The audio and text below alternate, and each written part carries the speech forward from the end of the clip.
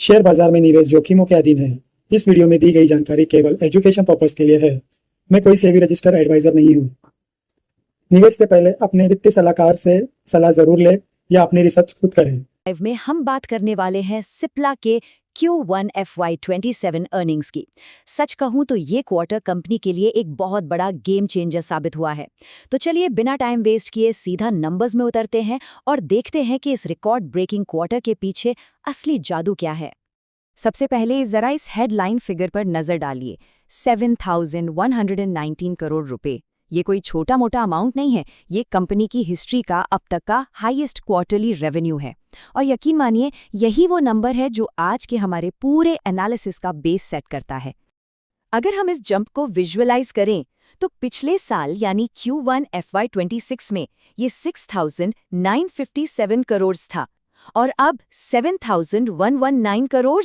ये छलांग हमें साफ बताती है कि कंपनी ने जो स्ट्रेटेजिक नींव पिछले कुछ सालों में रखी थी वो अब कितने शानदार रिजल्ट्स दे रही है। ग्रोथ का ऐसा मोमेंटम सच में इम्प्रेसिव है। तो आज हम इसे सिस्टमैटिक तरीके से समझेंगे। हम बात करेंगे रिकॉर्ड ब्रेकिंग फाइनेंशियल्स की, इंडियन मार्केट में इनकी डोमिनेंस की, यूएस और अफ्रीका में ग्लोबल ग्रोथ की, नए प्रोडक्ट लॉन्चेस की और लास्ट में इनके ESG माइलस्टोन्स की। शुरुआत करते हैं हमारे पहले सेक्शन से, record breaking Q1 financials, the anatomy of success. देखते हैं कि ये भारी भरकम रेवेन्यू एक्चुअल प्रॉफिट में कैसे ट्रांसलेट होता है। देखिए, सिर्फ टॉप लाइन ही नहीं, कंपनी के बेसिक फंडामेंटल्स भी बहुत स्ट्रांग दिख रहे हैं। 16.7% का सॉलिड एबिडा मार्जिन इनके ऑपरेशंस की ताकत दिखाता है और 11.1% मार्जिन के साथ पैट यानी प्रॉफिट आफ्टर टैक्स 789 करोड़ पर है। लेकिन जो चीज सबसे ज्यादा स्टैंड आउट करती है वो है रिसर्च एंड डेवलपमेंट। रेवेन्यू का सीधा 6.8% यानी 486 करोड़ रुपए वापस रिसर्च में इन्वेस्ट किया जा रहा है। ये क्लियरली फ्यूचर ग्रोथ की पक्की तैयारी है। अब आते हैं सेक्शन 2 पर, dominating the Indian market, the engine room. चलिए देखते हैं कि जियोग्राफिकली ये सक्सेस आखिर आ कहां से रही है। इस रेवेन्यू ब्रेकअप को देखिए तो पिक्चर बिल्कुल साफ हो जाती है। इंडियन मार्केट पर इतना फोकस क्यों है? क्योंकि ये अकेले ग्लोबल रेवेन्यू का लगभग आधा यानी 48% हिस्सा कवर करता है। इसके बाद नॉर्थ अमेरिका 22% और अफ्रीका 14% के साथ इनके दूसरे बड़े पिलर्स हैं। अगर हम सिर्फ वन इंडिया डिवीजन की बात करें तो इन्होंने अपना highest ever quarterly revenue hit किया है शानदार 12% ईयर ऑन ईयर ग्रोथ के साथ। और इसे सबसे ज्यादा पुश किसने किया? ब्रांडेड प्रिस्क्रिप्शन बिजनेस ने, जिसमें 15.4% का जबरदस्त उछाल देखा गया। जमीनी हकीकत देखें तो ये नंबर्स और भी माइंड ब्लोइंग हैं। जरा सोचिए, कंपनी 2 बिलियन, जी हाँ 2 अरब से ज्यादा यूनिट्स मूव करती है। वॉल्यूम के हिसाब से ये भारत की सबसे बड़ी फार्मा कंपनी है। फोराकोट जैसे फ्लैगशिप ब्रांड्स 1,000 करोड़ से बड़ी फ्रेंचाइजी बन चुके हैं और कंज्यूमर हेल्थ में निकोटेक्स या ओमनीजेल जैसे नाम अपने अपने सेगमेंट्स में अनडिस्प्यूटेड नंबर 1 हैं। आगे बढ़ते हैं सेक्शन 3 की तरफ, global growth, accelerating in north America and Africa. Domestic market तो स्ट्रांग है ही, पर अब जरा उन इंटरनेशनल मार्केट्स को देखते हैं जो इन रिकॉर्ड नंबर्स को तेजी से ऊपर ले जा रहे हैं। नॉर्थ अमेरिकन मार्केट की बात करें तो ये कंपनी के लिए एक बहुत ही लुक्रेटिव प्रॉफिट सेंटर साबित हुआ है। सिर्फ इस एक क्वार्टर में वहां से $162 मिलियन का रेवेन्यू आना सच में एक सधी हुई ग्लोबल स्ट्रैटेजी का डायरेक्ट रिजल्ट है। यूएस साल्ब्यूटेरॉल MDI मार्केट में 21% शेयर के साथ अपनी नंबर 1 पोजीशन लगातार बनाए रखना कोई छोटी बात नहीं है। और अब इसी स्ट्रॉन्ग बेस पर फाइनली जेनेरिक वेंटोलिन की कमर्शियल शिपमेंट्स भी शुरू हो गई हैं।